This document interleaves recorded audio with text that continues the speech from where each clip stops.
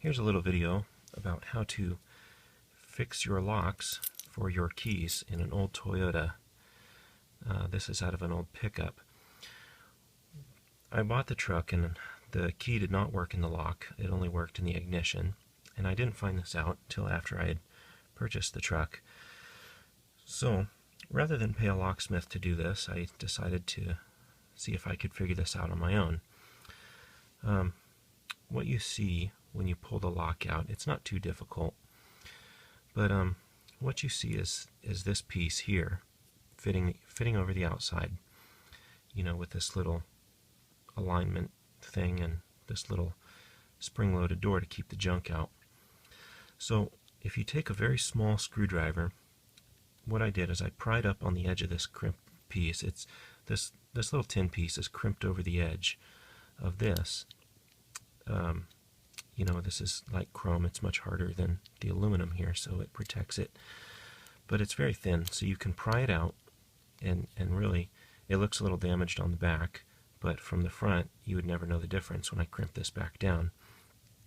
So I pulled this off, and pulled, you know, be very careful. There's a little spring-loaded door here, and it likes to fly out at you.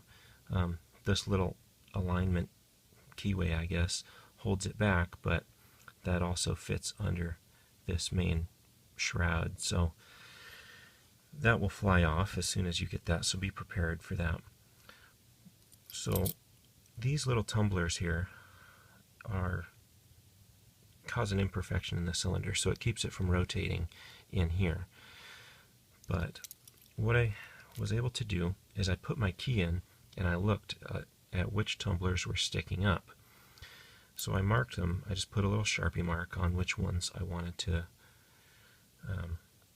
reduce in size. So after that, I went and I pulled them out like this. There's a little spring under there. Of course, that one's sticky now. There's a little spring down in there, in that hole, so you don't want to lose that. But I couldn't really do this in place, so I had to pull out each tumbler at a time. I didn't have to adjust all of them, just the ones that were sticking out and to cause it to not rotate. So I filed them down until they all fit, and I could put my key in back into the cylinder and see that nothing was really sticking out. It's not absolutely perfect, but it actually works pretty well.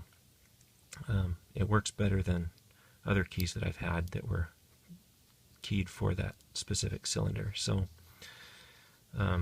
it now rotates really smooth, and all I had to do was put the key in, see which ones were sticking up, mark them, pull them out, file them down. You know, make sure to keep it really round.